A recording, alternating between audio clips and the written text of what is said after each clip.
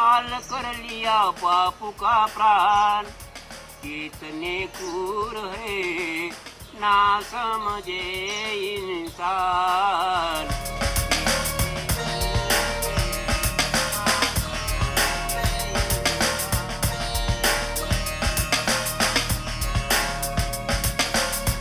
नमस्कार, मी संजय आवटे. आवाज महाराष्ट्राचा विशेष कार्यक्रमात तुमचं स्वागत. आज पुन्हा नवी गाज, नवा आवाज. तुम्हाला माहिती आहे, खरं म्हणजे मी ही आवाज महाराष्ट्राचा कार्यक्रमाचा समारोप करताना नेहमी असं म्हणतो, तुमच्या आतल्या आवाजासह पाहत आणि ऐकत रहा आवाज महाराष्ट्राचा. आणि हे जे काही मी म्हणतो त्याचं खूप जणांनी कौतुक केलं की हे खूप छान वाटतं. पण मुळामध्ये आतला आवाज, ज्या आतल्या आवाजाच्या संदर्भामध्ये मी बोलत असतो, तो आतला आवाज मला ऐकू कधी आला, कसा आला. बाहेर एवढा आवाज असताना, बाहेर एवढा कलकलाट आणि गोंगाट असताना आपण आपला आतला आवाज पण ऐकला पाहिजे. किंबहुना आतला आवाज काही सांगू पाहत असतो. हे खरं म्हणजे तसं कळलं तेव्हाच जेव्हा मोहनदास करमचंद गांधी नावाचा माणूस आयुष्यामध्ये आला. महात्मा गांधी. मोहनदास करमचंद गांधी आयुष्यामध्ये आले आणि जगणंच एका अर्थानं बदलून गेलं. खरं तर महात्मा गांधींचं वेगळे पण बघा. म्हणजे अलीकडे प्रत्येक महापुरुषाच्या मागं एक जात उभी आहे असं दिसतं. मोहनदास करमचंद गांधींच्या मागे मात्र ना कुठली जात, ना कुठला धर्म. त्या कवितेमध्ये आहे तसं मागे सरकारी भिंती, पण ते तेवढंच नाहीये. मोहनदास करमचंद गांधींच्या सोबत अवघा देश आहे. तुम्ही बघा, जेवढी थट्टा झाली महात्मा गांधींची, जेवढी टीका झाली महात्मा गांधींवर, तेवढी थट्टा, तेवढी टीका बाकी दुसऱ्या कुठल्या महापुरुषाची केली गेली असती तर दंगल उसळली असती. महात्मा गांधींची एवढी टिंगल होऊन सुद्धा दंगल सोडाच, पण सगळ्यात महत्वाचं म्हणजे त्यामुळे महात्मा गांधींना काही झळ पोहोचत नाही. ह्याचं कारण असं आहे, गांधीजी या सगळ्याच्या पलीकडे आहेत. गांधीजी या सगळ्याला पूर्ण उरतात, कारण गांधीजी हे खरंच वेगळं रसायन आहे.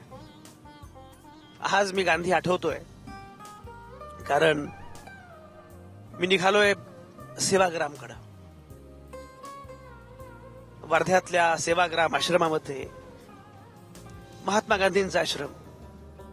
खरं म्हणजे मी आहे विदर्भाच्या दौऱ्यावर, नागपुरात आहे आणि नागपूरमध्ये अधिवेशन सुरू आहे विधिमंडळाचं. तिथल्या नेत्यांना भेटतोय, आमदारांना भेटतोय, मंत्र्यांना भेटतोय आणि तेव्हा जरा गांधी फारच आठवायला लागतात. जेवढ्या राजकारण जवळून बघू लागतो तेवढे गांधी जास्त आठवू लागतात. राजकारणात हे असंच करावं लागतं असं म्हणणाऱ्यांना गांधी हे खरं म्हणजे किती चोख आणि ठोस उत्तर होतं. राजकारण तर गांधींनी केलं, नुसतं केलं नाही, दमदार राजकारण केलं. गांधी हा अतिशय मोठा राजकारणी होता आणि राजकारणामध्ये सुद्धा अजिंक्य ठरलेले असे महात्मा गांधी. पण त्या राजकारणाची परिभाषा आणि हे सगळे मी आठवत होतो आणि मग मला असं वाटलं की मला गेलं पाहिजे सेवाग्रामला. मला भेटलं पाहिजे मोहनदास करमचंद गांधींना. स्वातंत्र्याचा जल्लोष सुरू असताना जो माणूस नवाखालीमध्ये दंगली शमवत होता, असा मोहनदास करमचंद गांधी. त्या माणसाला भेटायला मी निघालोय. काय होता काय माणूस हा, काय होतं रसायन. गांधीजी मजबूरी का नहीं मजबूती का नाम है, नाहीतर मजबूरी का नाम महात्मा गांधी, अशा प्रकारे गांधींची थट्टा होते. पण मजबूरी का नाही मजबूती का नाम महात्मा गांधी. अशा महात्मा गांधींना शोधायला, महात्मा गांधींना बघायला, महात्मा गांधी समजून घ्यायला सेवाग्रामला जाणं हा अनुभव फार मस्त आहे. नागपूरपासून मी निघालो, बुटीबोरी, MIDC लागली, तिथून उजव्या हाताला वळलो आणि आता हा जो रस्ता आहे, हा सगळा रस्ता गांधींच्या दिशेने जातो. आश्रम कुठे आहे? किती लांब आहे? 1.5 किलोमीटर, 1.5 किलोमीटर पकडून. कसला आश्रम आहे हा? बापू कोटी बापू आपल्या गांधीची. गांधीजी बद्दल तेवढी माहिती नाही. गांधीजींबद्दल काही फार माहिती नाहीये. गांधीजी ते कधी आले काय माहितीये?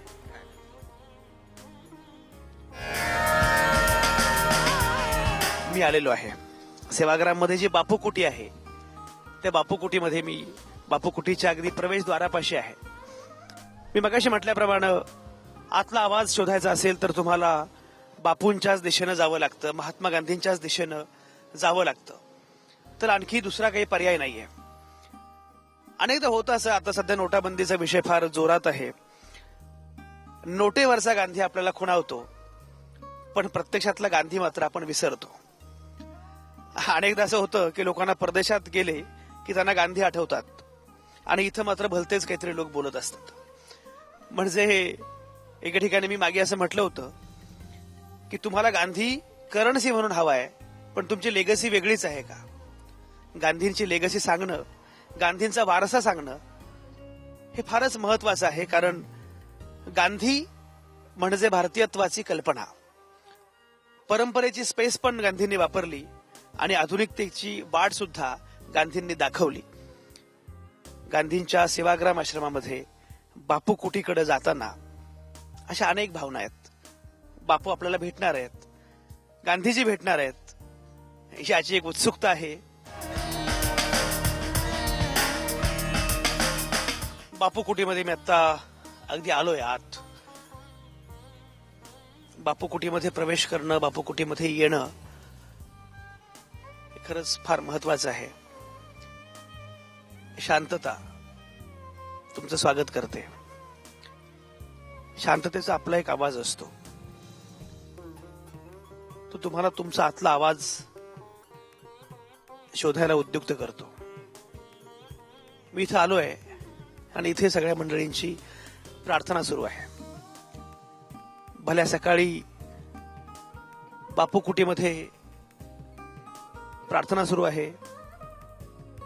खऱ्या अर्थानं बापूजींना आठवत मंडळी प्रार्थना करतायत. संसार में गांधी प्रगट हुए, संसार में गांधी प्रगट हुए, भारत को भार उतारने को, राम के हाथों में धनुष है, कृष्ण के हाथों में चक्र है, गांधी के हाथों में चरखा है, आजाद बनान बनान हुए, संसार में गांधी प्रगट हुए, भारत को भार उतारने को.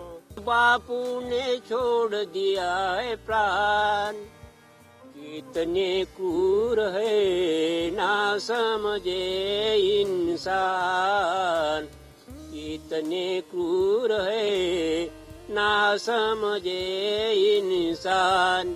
गोडसे ने गोलीमाल कर लिया बापू का प्राण, कितने क्रूर है ना समझे इंसान, कितने क्रूर है ना समझे इंसान. हे गांधींची बसण्याची गादी आहे. इथे गांधींचा कंदील आहे ठेवलेला. इथे सर्व धर्माचे पुस्तक आहे, बायबल, कुराण, गीता, लिहिण्याचा टेबल आहे, कचरा टाकण्याचे बॉक्स आहे. आणि हे जे डिझाईन काढलेले आहे, मीराबहन जे मिसलेट ज्याला म्हणतात, त्या बाईने हे सगळं इथे सगळं शिंदीचे झाड आहे. ओम काढलेला आहे या साईडला, या साईडला सुद्धा शिंदीचे झाड आहे. ओम काढलेला आहे गांधी.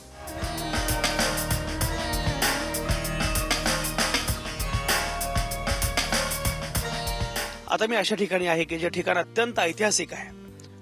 पण तुम्ही कल्पना करा, महात्मा गांधी जेव्हा 1936 मध्ये वर्ध्यामध्ये आले, खरं म्हणजे त्यांच्यासमोर प्रश्न होता की आता कुठे जायचं.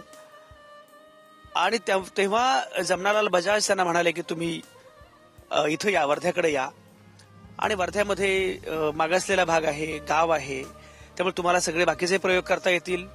त्याशिवाय बाकी लोकांना भेटणं किंवा काय, कारण वर्धा हे तसं एकूण केंद्रबिंदू आहे. मग अशी आपण उल्लेख केला होता मागे की नागपूर हा केंद्रबिंदू आहे भारताचा.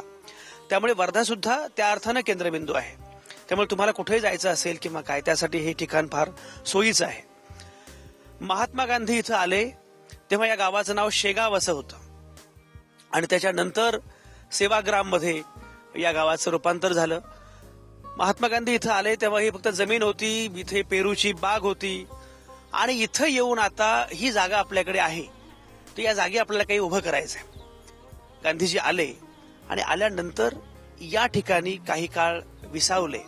इथं ना घर ना छत, पण काही दिवस त्यांनी इथेच घालवले की मला आता इथं काहीतरी करायचंय. इथला आश्रम नक्की कसा असेल, इथे बाकीच्या गोष्टी कशा असतील, हे हा सगळा विचार गांधीजी करत राहिले की इथून आपल्याला देशाचं नेतृत्व करायचं आहे. इथं आपल्याला स्वातंत्र्याच्या अनुषंगानं, स्वराज्याच्या अनुषंगानं सगळी मांडणी करायची आहे. त्यामुळे हा भाग कसा असला पाहिजे या अंगानं गांधीजी इथे काही दिवस विचार करत राहिले. म्हणून या ठिकाणाला आद्य आदिनिवास असं म्हटलं जातं. सेवाग्राम आश्रम जो आहे, त्या आश्रमामध्ये काम करणारे अनेक सेवक आहेत, अनेक कार्यकर्ते आहेत, इथले व्यवस्थापक आहेत, त्यांच्याशी पण मी मुद्दाम बोलणार आहे. तुमचं नाव जरा सांगा. माझं नाव अशोक गिरी. अशोकजी, हा सगळा इतिहास सांगा ना. तुम्ही मला सांगितलं की हे आद्य आदिनिवास आहे, म्हणजे काय नक्की काय झालं, 1934 मध्ये गांधीजी वर्ध्याला आले. त्यानंतर मीराबहन जे मिसलेड जे होती, गांधींची मानलेली मुलगी, त्यांना गांधींनी विचार दिला का तू माझ्यासाठी खेडं निवड, मला शहरामध्ये करमत नाही, मला इथे राहायचं नाही. म्हणून मग मीराबहननी आपली शेगावचं निवड केली आणि ते 19 इथे राहासाठी आली. पण ती आजारी पडल्यामुळे जेव्हा कळलं गांधीला का मीराबहन आजारी झालेली आहे, म्हणून जमलालजी बजाज बापू सोबत मिळून इथे आले.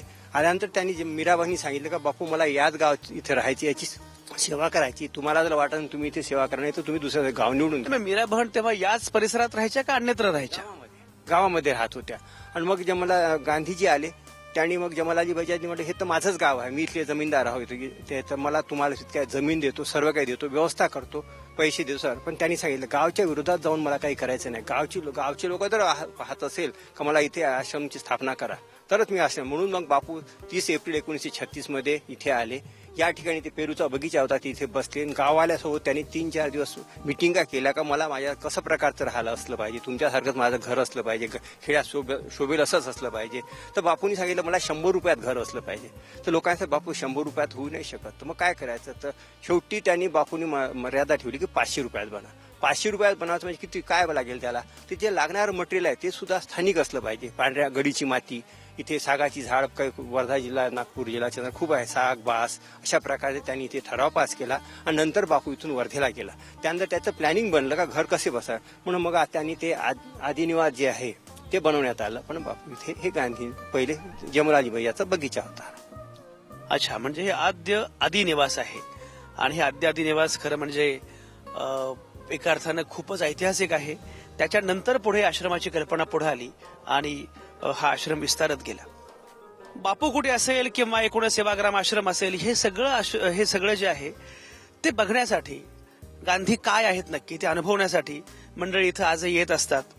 गांधींचा आतला आवाज ऐकत असतात आणि आपल्या आतल्या आवाजाशी रिलेट करत गांधी समजून घेण्याचा प्रयत्न करत असतात. गेल्या अनेक वर्षांपासून ही सगळी प्रक्रिया सुरू आहे. गांधींमुळं नक्की काय मिळतं माहित नाही, पण एकूण जगण्याची उर्मी आणखी वाढते. आणि गांधीजी म्हणतायत की तुमचं चारित्र्य म्हणजे काय, तुमची नैतिकता म्हणजे काय, चोरी म्हणजे काय, पाप म्हणजे काय, या सगळ्या अंगाने लोक गांधी समजून घेतात. आजही लोकांना गांधी तेवढेच महत्वाचे वाटतात. आता बघा, या कुठल्या आलेल्या महिला, या सगळ्या फक्त महिला आलेल्या आहेत. का आल्या? त्यांना बापू कुठे बघायचे, त्यांना सेवाग्राम आश्रम बघायचंय, त्यांना गांधीजी समजून घ्यायचेत, म्हणून या सगळ्या इथं आलेल्या आहेत. कुठून आलाय तुम्ही? सर आम्ही ब्रह्मपुरीवरून आलो. चंद्रपूर जिल्ह्यातल्या ब्रह्मपुरीतून आलेले आहात. बर, काय इथे कशासाठी आलात तुम्ही? सर इथे आम्ही म्हणजे नेमकं सेवाग्राम काय आणि इथलं ते जे बापूजींची कुटी वगैरे आहे ते बघण्यासाठी आलो. आणि म्हणजे आम्हाला त्याच्यापासून काही बोध मिळते का? वा, आम्हाला यापासून काही बोध मिळतो का हे बघायला आलेले आहेत. तुम्ही काय करा, तुमचा बचत गट आहे का? कुठला बचत गट आहे? कावेरी महिला बचत गट. कावेरी महिला बचत गटाच्या या सगळ्या महिला आहेत. आणि काय तुमचं नाव काय? वर्षा प्रभाकर धोटे. ही सहल काढायची सगळ्या महिलांनीच मिळून, असं केव्हा ठरलं? आम्ही गटामार्फत ठरवून ठेवलं. बायांनी सगळ्यांच्या मनाच्या तयाऱ्या होत्या की आपण बापूची कुटी बघायची, त्याच्यापासून काहीतरी आपण बोध घ्यायचा. म्हणजे ही गांधीजींना मिळालेली देणगी आहे, जशी सेवाग्राम आश्रमाची ही त्यांची पुण्यभूमी आहे, पावनभूमी आहे, त्याचा इतिहास आहे हा सगळा. म्हणजे गांधीजींचा नाही का, तो सगळ्यांना माहितीच आहे म्हणा, ऑल जगालाच माहिती आहे गांधीजींचा इतिहास. तोच आपण आमच्यामध्ये म्हणजे कसं गटामध्ये आमच्या आहेत थोड्या बाया, काही अडाणी बाया आहेत, काही सुशिक्षित बाया आहेत, पण सगळ्यांनाच काही सेवाग्रामचं महत्व पटलेलं नाही आहे. तर ते पटवून देण्यासाठी आम्ही इथपर्यंत आलो. वा वा. तुम्ही किती वाजता आलात? आम्ही सकाळी 10 वाजता. सांग ना. किती वाजता आलात? सकाळी 10 वाजता आलात. बरं, काय काय बघितलं? आम्ही अजून बघायला सर आता आम्ही म्हणजे इथं नेमकं बघायचं आहो. आता आम्ही जसे आलो, आता आंघोळ स्नान वगैरे झालं, आता नाश्ता पाणी करून नंतर इथं बघणं पूर्ण सुरुवात करू. Very nice. आद्य निवासामध्ये आपण गेलो होतो मगाशी. गांधीजी इथं आले आणि त्यांनी ठरवलं, गावकऱ्यांशी चर्चा केली कशा प्रकारे असेल हा आश्रम. अशी सगळी रचना झाली. 1936 मध्ये मांडणी झाली. आणि त्याच्यानंतर पुढे काय घडलं? त्यानंतर मग आदिनिवास हे बनवण्यात आलं.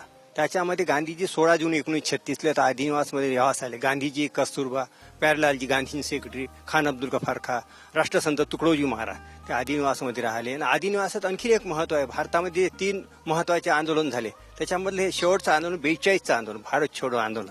त्याची प्रथम सभा आहे या ठिकाणी झाली. त्या नेहरूजी, सरदार पटेल, जितके काही मोठे त्यावेळेचे कार्यकर्ता होते, नेते नव्हते, नंतर नेता बनले, पण त्यावेळेस कार्यकर्ता होते, ते इथे आले. त्यांनी इथे ठराव पास केला. आणि 2 ऑगस्ट 1942 इथून ते मुंबईला गेले. मुंबईला जाऊन त्यांनी 8 ऑगस्ट 1942 ऑगस्ट क्रांती मैदान, ज्याला गवलिया टँक म्हणतात, तिथे गांधीजींनी पहिलं भाषण दिलं. म्हणून त्या हॉलचं आणखीन महत्व आहे. आदिनिवासामध्ये गांधीजी आले आणि मग त्याच्यानंतर गांधीजी तेव्हा आदिनिवासमध्येच राहायचे. तरी सुद्धा पुन्हा वेगळी बाकुटी, वेगळी बापूकुटी कशी काय झाली? काय झालं, त्या ठिकाणी कस्तुरबा एकट्या स्त्रिया होत्या. त्यानंतर सगळे पुरुष दिवसभर तिथे मिटिंगा चालायच्या. तर कस्तुरबाला दुपारच्या झोपायचं आहे, कारण कस्तुरबा हे बापूपेक्षा 6 महिने मोठ्या होत्या वयाने. तर तिथे त्याला त्रास होत होता. तर जमलालजी बजाज बापूजींच्या मागे लागले का मी बासाठी नवीन घर बनवून देतो. पण गांधीजींनी टाळलं. त्या साईडला, एका साईडला त्यांनी बोरे बांधून एक कुटी बनवून असं आडं बनवून दिलं. पण जमलालजी बजाज नाही, इथे चांगलं वाटत नाही, देश विदेशचे लोक पाहुणे येतात, म्हणून तुम्ही मला हे द्या, इजाजत द्या, मी बासाठी नवीन कुटी बनवतो. शेवटी त्यांनी जमलालजी बजाज इजाजत दिली. हे नंतर बाकुटी बनवण्यात आली. इथे कस्तुरबा आल्या. आणि त्याच्या आधी मीराबहन जे आहे, खरं तर मीराबहन या सेवाग्रामची निवड केली होती. त्यांनी आपल्यासाठी हे बापू कुटी जे लिहिलेलं आहे, हे खरं मीराबहनचं घर आहे. त्या इथे राहत होत्या, बापू तिथे राहत होते. पण तिथे सुद्धा दिवसेंदिवस संख्या वाढत गेली. तर गांधीला एकांत नव्हता मिळत. तर लोकांनी सांगितलं की आपण बापूसाठी नवीन कुटी बनवू.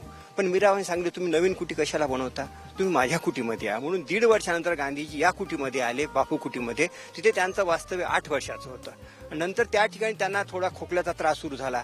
तर मग जमलालजी बजाजला वाटलं की मी तर सर्व देश विदेशचे लोक, बाकी भारतातले लोक तिथे बापूसोबत येऊन राहतात, मी त्यांना इथे आणलेलं आहे, मी का बरं तिथे राहायचं, मी माझा परिवार घेऊन तुमच्यासोबत राहू इच्छितो. तर त्यामुळे बाबा तुला त्रास होईल, तुझा व्यवसाय तिथे आहे, नाही मला राहायचं आहे. म्हणून त्यांनी मग बापूंनी विचार दिली. मग त्यांनी आखरी निवास जे म्हणतो आपण, त्या ठिकाणी जमलालजी बजाज राहावेच आले. पण फार कमी दिवस राहिले. मग नंतर गांधींनी जेव्हा खोकल्याचा त्रास झाला, तर ते त्या ठिकाणी मग बापू 6 महिने राहिला आखरी निवासामध्ये. आणि 25 ऑगस्ट 1946 बापू इथून नवाखळीसाठी निघून गेले. आणि नंतर बापू वापस नाही आले. म्हणून त्याला आखरी निवास म्हटलं जाते. 25 ऑगस्ट 1946 पर्यंत बापू सेवाग्राम आश्रमामध्ये होते. तुम्ही कल्पना करा की तो सगळा कालखंड किती राजकीय हॅपनिंगचा असेल, किती पॉलिटिकल हॅपनिंगचा असेल.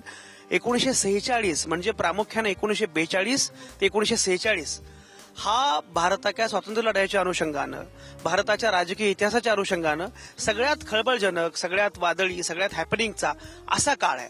आणि या कालावधीमध्ये महात्मा गांधी सेवाग्राम आश्रमामध्ये होते. या 4 वर्षांमध्ये या आश्रमामध्ये काय काय घडलं असेल, यू जस्ट कॅन इमॅजिन.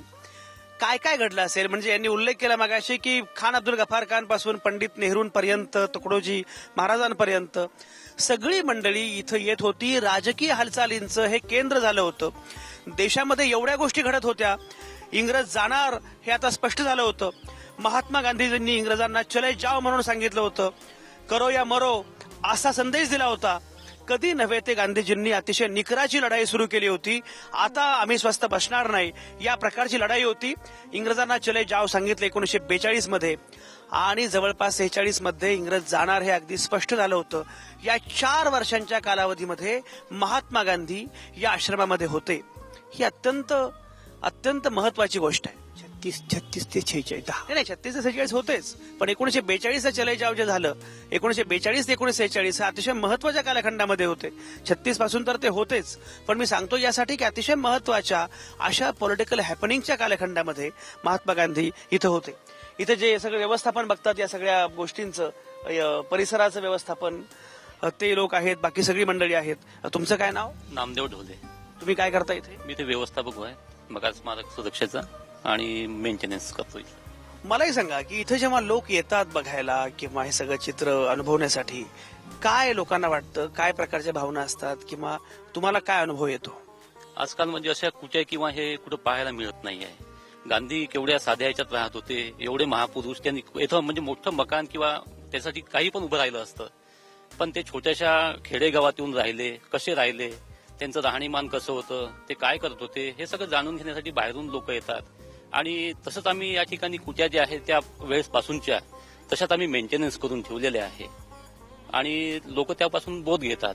पण गांधीजी जेव्हा होते, गांधीजींच्या कालावधीमध्ये असणाऱ्या कुटी कुठल्या कुठल्या आहेत? गांधीच्या काळामध्ये आदिनिवास आहे, बाळकुटी आहे, बापू कुटी, महादेव कुटी आहे. त्यांचे सेक्रेटरी होते, त्यांच्यासाठी एक कुटी निर्माण केली. पलीकडे किशोरलालजी मशरूवाला, महादेवबाई गेल्यानंतर ते गांधी सचिव झाले, त्यांच्यासाठी एक निवासस्थान आहे, ते किशोर निवास म्हणून आहे. आणि हे शेवटी गांधीजी शेवटल्या क्षणी या ठिकाणी राहिले, म्हणजे 25 ऑगस्ट पर्यंत ते आखरी निवास आहे. त्या अशा 5 कुट्या आहेत. अच्छा, हे आखरी निवास आहे. बरं, इथे बापूजी, अशोकजी मगाशी मला वाटतं मला सांगत होते की इथे बापूजी शेवटी राहिले आणि त्यानंतर नवाखडीला गेले. बरं, काय काय घडलं या कालावधीमध्ये?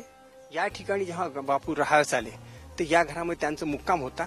परंतु त्यांना मग धीरे धीरे वाटलं, मग त्यांना पाहिलं का आता आपल्याला इथून इंग्रजाला बाहेरच काढायचं आहे, म्हणून त्यांनी सगळं इथं मिटिंग घेतल्यानंतर मग त्यांनी इथे 46 इथनं कूच केली, ते दिल्लीला गेले आणि अनवाणी गेले. अनवाणी म्हणजे त्यावेळेस गांधींच्या पायात चपला सुद्धा नव्हत्या, कारण त्यांना वाटलं बा हे रक्त जे आहे हे जमिनीवर पडलेलं हे हिंदूंचं आहे का मुसलमानात, मी कोणाच्या रक्तावर पाय देऊन जाऊ, म्हणून त्यांनी चपला सुद्धा घातल्या. आणि अशा याच्यामध्ये ते नवाखलीला गेले. तिथे त्यांनी शांतता स्थापन केली, पण त्याच्यावर तिथे सुद्धा त्यांच्यावर 2-3 वेळा हमले झाले. पण गांधीजींनी, नेहरूजींनी त्यांना म्हटलं होतं बा तुम्ही कुठे सुरक्षा व्यवस्था घेऊन जा. त्यांनी सांगितलं मला सुरक्षेची गरज नाही आहे, मला तिथे माझा जर मृत्यू तिथे होत असेल तिथे झाला तरी मला आनंद होईल. परंतु पण बापू तसंच गेले, तिथे त्यांनी काम केलं. नंतर ते कलकत्त्याला आले. कलकत्त्याला सुद्धा दंगल झाली होती आणि कलकत्त्याच्या एका खेड्यावर असताना देशाला स्वातंत्र्य मिळालं होतं. त्या ठिकाणी गांधी अशा खेड्यामध्ये होते की ज्या ठिकाणी लोकांच्या घरामध्ये 8 दिवसापासून चुला नव्हत्या पेटल्या. म्हणजे हिंदूंच्या घरामध्ये नव्हते, मुसलमानाच्या घरामध्ये तिथे लहान मुलं म्हातारे उपाशी होते. त्यांना जेवणाची व्यवस्था करणे, त्यांना आपसात मिळवणे हे कार्यामध्ये बापू व्यस्त होते. त्या दिल्लीला बापूंनी सांगितलं आता तुम्ही स्वातंत्र्य मिळालं आहे, पण तुम्ही आपल्या प्रत्येक ठिकाणी आपल्या क्षेत्रामध्ये गेलं पाहिजे. तिथे जे दंगे पेटलेले त्याला शांतता केली पाहिजे, स्थापना केली पाहिजे. पण त्यावेळेस थोडंसं बापूकडे दुर्लक्ष करण्यात आलं आणि ते प्रत्येक जण आपल्या त्याच ठिकाणी दिल्लीमध्ये. स्वातंत्र्य मिळावं यासाठी अगदी जीवाची बाजी लावणारा स्वातंत्र्य योद्धा हा एकमेव योद्धा असेल जगाच्या इतिहासातला की ज्यांनी काही तलवार नाही, ढाल नाही, ज्या पद्धतीनं युद्ध जिंकलं, लढाई जिंकली, अहिंसेच्या मार्गाने स्वातंत्र्य मिळवलं. पण स्वातंत्र्य मिळाल्यानंतर मात्र जेव्हा स्वातंत्र्याचा उत्सव साजरा होत होता तेव्हा मात्र तुमचा माझा बाप नवाखालीमध्ये दंगली विझवत होता, दंगली शमवत होता, छोट्या छोट्या गावांमध्ये जाऊन तिथे चूल पेटवत होता. हे जे महात्मा गांधींचं आहे की सगळं स्वातंत्र्य मिळावं यासाठी तेवढीच अगदी पराकाष्ठा केली प्रयत्नांची. आणि स्वातंत्र्य मिळाल्यानंतर मात्र त्याच्या पलीकडे स्वातंत्र्यानंतरचे जे प्रश्न आहेत त्या प्रश्नाच्या अनुषंगाने महात्मा गांधी निघाले. एकला चलो रे असं म्हणत. सेवाग्राम आश्रम हा यासाठी महत्वाचा कारण मी मगाशी उल्लेख केल्याप्रमाणे 25 ऑगस्ट 1946 महात्मा गांधी इथून गेले, ते परत आलेच नाहीत. 30 जानेवारी 1948 या दिवशी महात्मा गांधींची हत्या झाली. गांधीजी गेले, पण सेवाग्राम मध्ये गांधीजींनी जे काही करून ठेवलंय, जो विचार दिलेला आहे तो विचार मात्र फारच महत्वाचा आहे. त्यामुळे सेवाग्राम मध्ये येणं, सेवाग्राम मधल्या प्रत्येक कुटी सोबत बोलणं, कारण ही प्रत्येक कुटी काहीतरी बोलते आहे, या प्रत्येक कुटीला काहीतरी सांगायचं आहे. खरं म्हणजे इतिहासाची साक्षीदार असणारी अशी ही प्रत्येक कुटी आहे.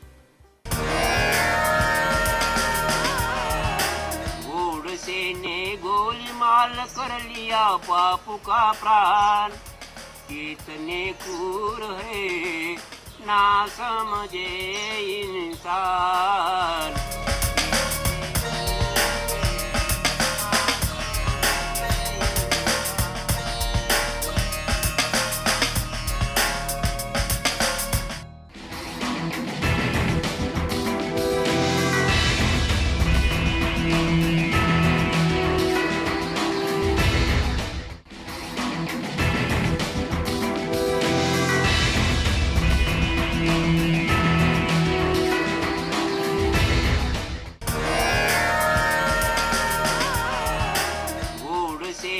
गोलमाल कर लिया बापू का प्राण, कितने क्रूर है ना समझे इंसान।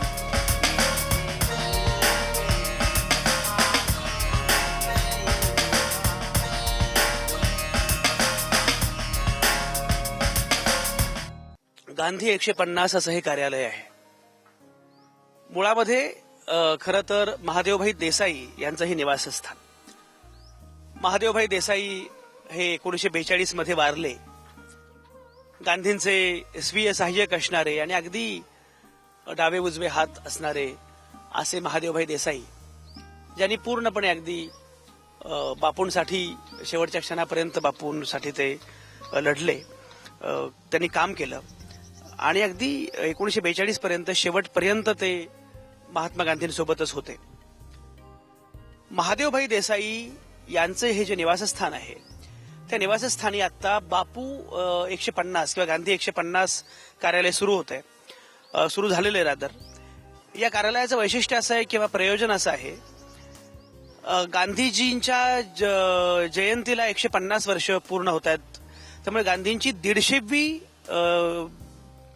जयंती तर ही जी साजरी करायची आहे, त्याच्यासाठी गांधी जन्मले त्याला 150 वर्ष झाली, म्हणून गांधी 150 अशा प्रकारचं हे कार्यालय आता सुरू केलेलं आहे. आणि 2019 मध्ये गांधीजी गेले, गांधीजी जन्मले त्याला 150 वर्ष पूर्ण होत आहेत. त्याच्या निमित्तानं सगळे प्रयोग देशभर, वेगवेगळे कार्यक्रम असं काही सगळ्यांचं आयोजन केलेलं आहे आणि त्याच्या अनुषंगानं या कार्यालयाची स्थापना केलेली आहे. परसुरे कुटीच्या समोर मी आता आहे आणि परसुरे कुटी नक्की काय आहे, अशोकजी, मला असं वाटतं की हे कळणं आवश्यक आहे महाराष्ट्राला. कारण मोहनदास करमचंद गांधी नावाचा माणूस किती राजकारणी होता, धुरंधर मुत्सद्दी असा नेता होता हे आपल्याला माहिती आहे. पण संवेदनशीलता कमालीची असणारा असा एक माणूस, हे जे गांधींचं रूप आहे तेही तेवढ्याच ठळकपणे जाणं लोकांपर्यंत हे फार महत्वाचं असतं. परचुरे कुटी हे काय नक्की आहे? गांधींचे मित्र हे परचुरी शास्त्री हे मोठे विद्वान होते संस्कृतचे आणि मिठाच्या सत्याग्रहावर तेव्हा त्यांना पकडण्यात आलं. त्या सत्याग्रहामध्ये त्यांनी भाग घेतला, पकडण्यात आले. येरोडा जेलमध्ये पुण्याला होते आणि त्याच काळामध्ये त्यांना लेप्रेसी लागण झाली. तर सगळेजण त्यांना मुक्तता करण्यात ते आपल्या घरी गेले. परंतु घरी गेल्यानंतर त्यांच्या पत्नीनी मुलींनी त्यांना आपल्या घरामध्ये येऊ नये दिलं. गावाल्याने गावामध्ये ठेवलं नाही. त्यांना वाटलं आता काय करायचं. एक तर त्यांच्यासमोर 2 पर्याय होते, एक तर आत्महत्या करायची किंवा बापूजवळ जाणे. पण त्यांनी पहिला तो प्रयत्न तो सोडून दिला आत्महत्येचा.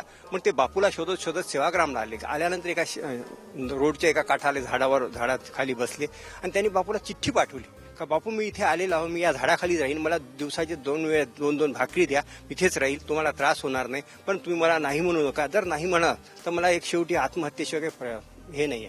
तर त्यांनी आश्रमच्या लोकांनी बापूंनी त्या लोकांना सांगितलं का परचुरी शास्त्री इथं घ्यायचं आहे. तर लोकांनी हलचल झाली की आता यांना लेपरीज झाली, आपण जर इथे घेतली तिथं पसरेल.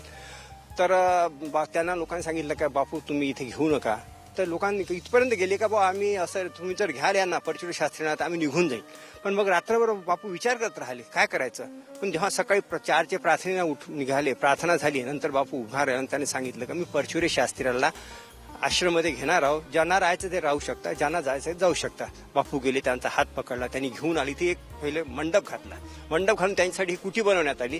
कुटी बनवल्यानंतर तिथे त्यांना ठेवलं. बापू स्वतःच्या हाताने त्यावेळेस त्या काळामध्ये फक्त म्हणजे ख्रिश्चन मिशनरीज लेप्रेसीची सेवा करत होते. पण पहिला भारतीय मधून बापूंनी पहिल्यांदा सुरुवात केली का स्वतः आपल्या हाताने त्यांचे पस्त धुणे आहे, त्यांचा फोडाला हे करणे आहे, सगळं मळमपट्टी करणे त्यांनी सुरुवात केली आणि त्यांनी इथेच त्यांचा शेवटी. तर त्यांना पाहिलं मी ते एकाची सेवा करता, इथे तर खूप आहे. म्हणून मग तिथे विनोबाजींचे शिष्य ज्यांना मनोहर दिवाण म्हणतात, तर दत्तपूर म्हणून आहे, वर्धा आणि पवनारच्या मध्यभागी तिथे एक मोठी कॉलनी बसवण्यात आली. तिथे यांना परचुरी शास्त्र्यांना मनोहर दिवाणांना तिथे देण्यात आलं. तिथे त्यांनी बरीचशे पेशंट तिथे व्यवस्था केली. तिथे त्यांचा मृत्यू झाला आणि त्यांची इथे दत्तपुरा त्यांची समाधी आहे. सेवाग्राम आश्रम प्रतिष्ठानचे सचिव डॉक्टर श्रीराम जाधव आता माझ्यासोबत आहेत. माझे जुने स्नेही आहेत, जुने मित्र आहेत. आणि खरं म्हणजे त्यांचं एक वैशिष्ट्य असं आहे की ते मुळातले इतिहासाचे प्राध्यापक आता सचिव झाले आणि इथं ते सगळं काम आता बघतायत आश्रमाचं, प्रतिष्ठानचं. डॉक्टर जाधव, मला यांना तर असं विचारायचं खरं म्हणजे, कारण मुळामध्ये इतिहासाचा प्राध्यापक म्हणून ते या सगळ्या इतिहासाकडे कसं बघतात हा एक मुद्दा आहे. आश्रमाचे सचिव आहे ते तर आहेच, पण डॉक्टर जाधव मला सांगा की हा सगळा जो कालखंड आहे, म्हणजे 1936ला बापूजींनी आश्रम स्थापन केला आणि त्याच्यानंतर 1946 पर्यंत ते इथे राहिले. त्यातलंही चले जावचं मुहूर्तमेढ इथे रोवली गेली. 1942 ते 46 हा तर अतिशय पॉलिटिकल हॅपनिंगचा काळ. हे सगळं जे आहे इतिहासाचे प्राध्यापक म्हणून तुम्ही या काळाकडं, या आश्रमाकडं कसं बघताय? या ठिकाणी मला असं वाटतं की महात्मा गांधींना थोडी समजून घेण्याची गरज आहे. आधुनिक भारताच्या इतिहासामध्ये 1920 ते 1948 हा गांधी युग याला म्हटलं जातं. या संपूर्ण स्वातंत्र्य आंदोलनाच्या या सगळ्या चळवळीवर गांधीजींचा प्रभाव होता, गांधीजींचं नेतृत्व होतं आणि संपूर्ण आंदोलन गांधीच चालवत होते. आणि गांधीजींनी आंदोलन कसं चालवलं तर एक वेगळ्या पद्धतीची दिशा, वेगळ्या प्रकारचे शस्त्रच लोकांना दिलेत. प्रत्यक्ष हातात शस्त्र घ्यायचं नाही, पण सत्याग्रह नावाचं एक शस्त्र दिलं आणि कायदेभंगाचं शस्त्र दिलं. त्याच्यानंतर असहकाराचं शस्त्र दिलं. एक वेगळ्या प्रकारची अशी एक मांडणी गांधीजी करतात आणि गांधीजी ते करायला लोकांना शिकवतात. या पद्धतीनं एका बलशाली सत्तेला शह देत असताना किंवा त्यांना आपल्या भारतीय व्यवस्थेतून त्यांना बाजूला सारायचं असेल तर त्यांचा तिरस्कार करण्याच्या ऐवजी असहकाराचं आंदोलन असेल, कायदेभंगाचं असेल, सत्याग्रहाचं असेल किंवा चले जाव सारखं असं आंदोलन. तर अशा एक वेगळ्या प्रकारच्या माध्यमातून गांधींनी भारतीय जनतेला अपील केलं आणि भारतीय जनतेला हे अपील इतकं रुजलं, इतकं पटलं. त्याचं कारण आहे की गांधी स्वतःही असं म्हणतात की मी कुठलंही तत्वज्ञान माझं स्वतःचं नाहीये, या भूमीनेच मला ते तत्वज्ञान दिलं. ते किती जुनं आहे तर हिमालय एवढं जुनं आहे.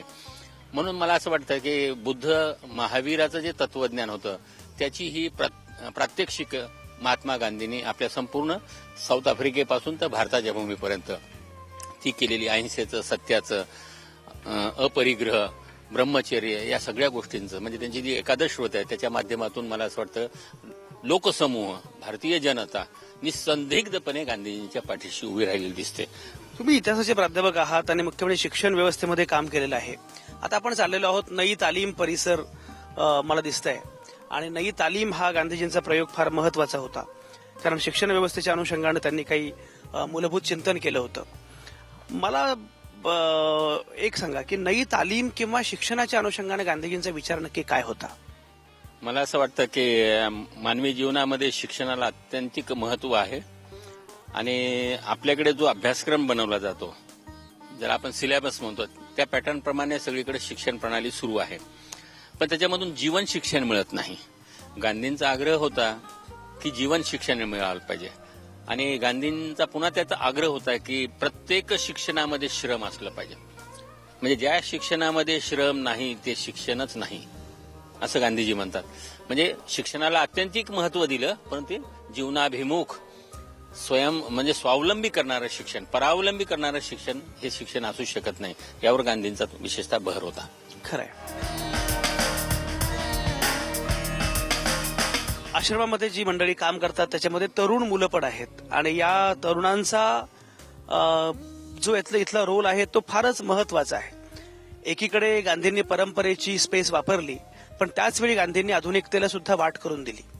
त्यामुळे ही मुलं एकाच वेळी संगणकाचा उपयोग करतात आणि त्याचवेळी गांधींची जी काही सगळी मांडणी आहे ती मांडणी पण लोकांपर्यंत पोहोचवण्याचा असा प्रयत्न करत असतात. भावेश हे इथले OSD आहेत, OS आहेत, कार्यालयीन अधीक्षक आहेत ते. त्याचप्रमाणे सिद्धेश्वर आहेत, सिद्धेश्वर सुद्धा कार्यालयाचं बरंचसं काम बघत असतात. आणि मी आल्या मला सिद्धेश्वर खूप चांगली माहिती काही देत होते. सिद्धेश्वर, एकूण हा आश्रम आणि इथं काम करताना तुम्हाला काय वाटतं? इथे काम करताना तर मनस्वी आनंदच होतो, कारण मी 1998 पासूनच या सर्वोदयाच्या विचारामध्ये प्रेरित होऊन जोडलेलो आहे आणि जवळजवळ आज 17-18 वर्षांपासून या कामामध्ये गुंतलेलो आहे. त्या निमित्तानं देशभरात फिरणं, कुठेही भूकंपामध्ये आणि नैसर्गिक आपत्तींमध्ये राहत कार्य करण्यासाठी सुद्धा मी या माध्यमातून गेलेलो आहे. त्यामुळे मला माझ्या जीवनाचं सार्थक झाल्यासारखं वाटतं आणि कुठेतरी या चांगल्या विचाराशी मी जुळून असल्यामुळं एक जीवनाला नवी दिशा मिळाल्याचा आनंद होतो. भावेश, तुम्ही कधी इथे जॉईन झालात? मला इथे जॉईन होऊन 1 वर्ष कंप्लीट झालेलं आहे. वर्षभरामध्ये कसं वाटतंय तुम्हाला काम करताना? एक वेगळाच अनुभव आला, कारण माझं एज्युकेशन BSc MBA PhD परस्युइंग आहे. मला 2018 मध्ये PhD अमरावती युनिव्हर्सिटीमधून भेटेल आणि मी याच्या अगोदर एका इंटरनॅशनल कंपनीमध्ये काम केलेलं आहे. पण तिथला अनुभव आणि इथला अनुभव बघाल तर माझ्या जीवनामध्ये त्यावेळेस मी एक हायली क्वालिफाईड किंवा एक ऑफिसर असल्यामुळे माझ्या हाताखाली भरपूर माणसं असायची. मला काम करायचं कुठलंच काम नव्हतं पडत. पण इथं आल्यानंतर मी पाहिलं की इथे श्रमदान म्हणून सकाळीच आमची प्रार्थना होते 8ला, त्याच्यानंतर श्रमदान करावं लागतं. त्यात प्रत्येकाला एक आपला सहभाग द्यावा लागतो. त्या सहभागातून मी स्वतः इथे काम करायलाही शिकलो. नाहीतर याच्या अगोदर फक्त मी काम करून घेणे एवढं माहिती होतं. इथं आल्यापासून असे भरपूरसे एक्सपिरियन्स आलेले आहेत मला. एक लोकांसाठी काम करावं लागतं. कुठे कुठे आपण जिथे जाऊ मोठ्या मल्टीनॅशनल कंपनीमध्ये, तिथे आपण स्वतःसाठी काम करतो. इथे आल्यानंतर एवढा अनुभव खूप चांगला आलेला आहे की इथे स्वतःसाठीही करतो आणि दुसऱ्यांसाठी खूप आत्मीयतेने काम करायला इच्छा होते. एक मला सांगा की गांधी लोकांपर्यंत पोहोचवणं हे फार महत्वाचं आव्हान आहे आणि आपण त्यात अनेकदा कमी पडतो. नव्या पिढीपर्यंत गांधी पोहोचवणं, नव्या पिढीपर्यंत, कारण गांधीजींबद्दलच्या अंधश्रद्धा खूप आहेत, गैरसमज खूप आहेत. गांधींनी फाळणी केली, गांधींनी मुस्लिमांचे लाड केले, गांधी हिंदू विरोधी होते, असे सगळे खूप गैरसमज आहेत. अशा वेळी हे सगळे गैरसमज पुसून काढून लोकांपर्यंत गांधी पोहोचावेत यासाठी काय करताय? यासाठी आम्ही स्वतः आश्रमची एक वेबसाईट बनवलेली आहे, ज्याचं www.bapukutissevagram.in ही वेबसाईट आमची आश्रमनी स्वतः बनवलेली आहे. याला सुद्धा 1 वर्ष झालं आहे. याला देश विदेशातून जवळजवळ 5 ते 6 लाख लोकांनी व्हिजिट केलेली आहे. आणि तुम्ही जर बापूंचं दफ्तर पाहिलं असाल तर बापूंच्या दफ्तरमध्ये त्यावेळेस त्यांचे टाईपरायटर वगैरे ठेवलेले आहेत. म्हणजे याचा अर्थ गांधीजी त्यावेळेस जी टेक्नॉलॉजी अवेलेबिलिटी होती ती सुद्धा त्यांनी तत्वगत करून त्यांनी यूज केली. तर आज गांधीजी असते तर त्यांनी नक्कीच लॅपटॉप, कम्प्युटर्सचा वापर केला असता. आम्ही सुद्धा तेच करतो आहे. मोबाईलचा सुद्धा वापर केला असता. तर आम्ही सुद्धा तेच करतो आहे. वेबसाईटवर आमच्या जे पण ऍक्टिव्हिटीज होतात इयरमध्ये पूर्ण त्या ऍक्टिव्हिटीज आम्ही पोस्ट करतो. त्याच्यानंतर लोकांचे जे व्हिजिट करायचे असते त्यांच्या काही क्वेश्चन्स असतात, क्वेश्चनायर्स असतात, आम्ही त्यांचे इमिजिएटली व्हाया ईमेल्स किंवा वेबसाईटवर आन्सर्स देतो. गुड, खूप छान आहे. गांधीजींचं हे वैशिष्ट्य मानलं जात होतं की गांधीजी प्रत्येक पत्राला उत्तर द्यायचेच. पत्र आलं आणि गांधींनी उत्तर दिलं नाही असं कधीच होत नसे. भावेश म्हणतात ते अगदी खरंय. गांधी जर आज असते तर गांधींनी ईमेलवर अगदी छान उत्तर दिली असती आणि नव्या तंत्रज्ञानाचा उपयोग केला असता. कारण गांधींनी एवढा महान कम्युनिकेटर, संवादक भारतानं अद्यापही पाहिला नाहीये. गांधी हा फार मोठा संवादक होता आणि आता माहिती तंत्रज्ञानाच्या युगामध्ये संवादाची माध्यमं बदलत असताना तर नव्या माध्यमांना आत्मसात करत गांधी लोकांपर्यंत पोहोचवणं हे फार महत्वाचं आव्हान बापू कुटी समोर आहे. आणि मी मगाशी उल्लेख केल्याप्रमाणे नई तालीम हा जो प्रयोग आहे तोही तेवढाच महत्वाचा आहे. नई तालीमच्या अनुषंगानं इथे एक शाळा आता सुरू आहे. तुम्ही जरा या प्रयोगाबद्दल तपशिलात सांगा जरा. माझं नाव जया.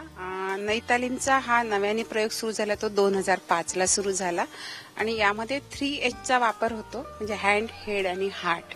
म्हणजे हातालाही काम असलं पाहिजे, बुद्धीलाही असलं पाहिजे, मनाला पण काम असलं पाहिजे.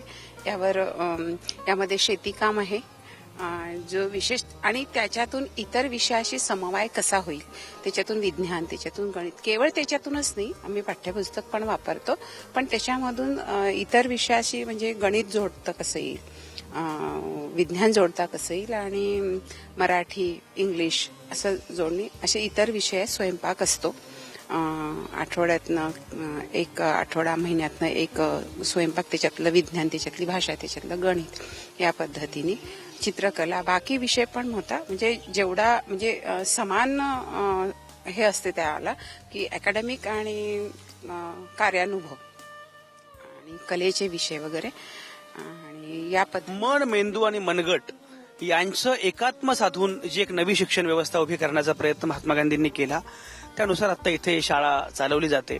या शाळेमध्ये किती विद्यार्थी आहेत आता?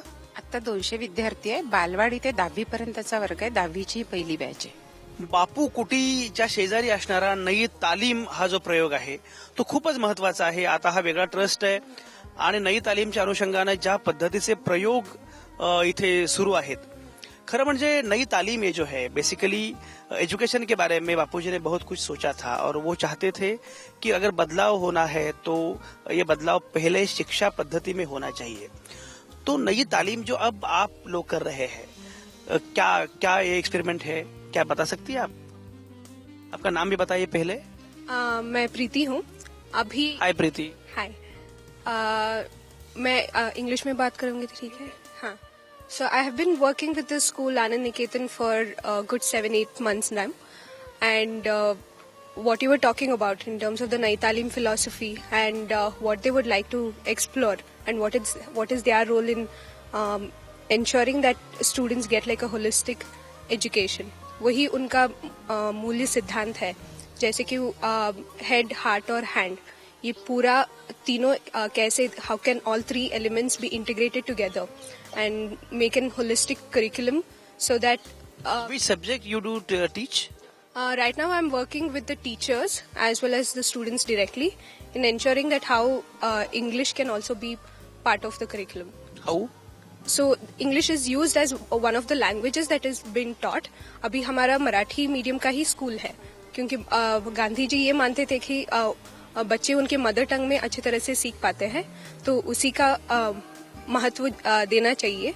So what is the role of English in this scenario? So this is mainly to do with how much English has taken precedence in ensuring that they have opportunities even outside. They have more opportunities, not just here in Sevagram. वो अन्य जगह पे भी जाना if they want to go. Preeti, you are basically from? Mysore, Karnataka. Mysore. Okay. तो यहाँ आना चाहिए, ऐसा आपको कब लगा और क्यों लगा? मैंने यहाँ पे 2012 में आई थी as for a study visit, ऐसी ही आई थी. So that time I really like the place and what Nai Talim is trying to do to ensure that हमारे जो बच्चों को, especially in India's context, the kind of education they need to get. So I wanted to explore more, especially in a rural setting कैसे होना चाहिए हमारे education. तो उसके बारे में जानने के लिए मुझे लगा कि I need to work with them for a good 7-8 months to understand and get a deeper sense and understand the nuances of it. So I came here in June and I've been working with them till now. Before this place, have you worked anywhere? So I've worked with this organization called Teach for India in Pune. Again, they believe in giving excellent education to all children. So it works on a fellowship model. वहाँ पे मैंने 4 साल काम KIA है. अभी यहाँ पे आई हूँ. As Gandhi was an educational thinker, and definitely you have worked in education. You are working in education. So tell me, what is Gandhian philosophy of education, and what is our today's education system? So I'm not sure if I would be able to do justice by talking a lot more about Gandhi, क्योंकि मेरा समझ जो है it's quite limited. But from what I understand, it is education through life and education for life. So how can all the basic needs of human life can be met? And how can a student be self-reliant by himself? As there is combination of head, heart and hand. So do you think that yes, there is combination of all three things in our today's education system? I'm not very sure of that. From what I have understood and from what I have explored, I think a lot of importance is given to the head aspect. मगर जो hand और heart का जो समझ है, वो दो चीजें कैसे उनको मिलावट होती है, because we always think about कैसे हम ज़्यादा marks लेनी चाहिए, बड़े बड़े competitive exams में marks लेके हमें लेना चाहिए. So the importance is on that. What is your educational qualification? I'm in engineering. I've done my engineering in biotechnology. Wow, great. Thank you. माझ्यासोबत गजानन आजोबा आहेत, गजानन अंबुलकर. त्यांचं वैशिष्ट्य असं आहे की गजाननजी नई तालीम पद्धतीमध्ये शिकलेले आहेत आणि नई तालीमचेच आता शिक्षक पण आहेत. तुम्ही जेव्हा विद्यार्थी होता तेव्हाचा जरा अनुभव सांगा ना. असं आहे की या ठिकाणी हे सर्व काही जे दिसतं आमच्या म्हणजे लहानपणापासून असे काही संस्कार या ठिकाणी पडले. मुख्य म्हणजे मी कलेचा विद्यार्थी आहे. इथे जे आपण उभे आहोत हे कलाभवन आहे. हे कलाभवन आमचे गुरुजी आणखीन विद्यार्थी यांनी बनवलेलं 1954 साली. तर मी कलेच्या संघानं पूर्ण सांगेन कारण की बाकीच्या सर्व लोकांनी तुम्हाला माहिती दिलेली आहे. तर या ठिकाणी जीवन आणखीन कला ह्याचा इतका सुंदर संगम होता की आज जेव्हा मी बघतो. तुम्ही जेव्हा शाळेमध्ये होता किंवा कुठलं वर्ष ते? माझा जन्मच इथे झाला 1942 साली. आश्रमातच झाला? आश्रम त्यावेळेस आश्रम आणखीन गाव हे सारखंच होतं त्याच्यामुळे माझा गावामध्ये जन्म झाला. परंतु अगदी माझे वडील या ठिकाणी शिक्षक होते आणि तेव्हापासून मी इथे आहो. तर आता म्हणजे गांधीजींना पाहिलंय तुम्ही? खूप लहान होतो. 1942 साली माझा जन्म झाला. त्यावेळेस मी किती लहान असेल बघा. तर मला वाटतं काहीतरी 4 वर्षाचा होतो. तेव्हा आठवतं गांधीजी फिरायला चालले वगैरे आणि त्यावेळेसचे जे भीतीदायक वातावरण मुलांच्या डोक्यावर मनावरती राहतं. पोलीस इकडे तिकडे राहत असे नेहमी ते दिसत होतं.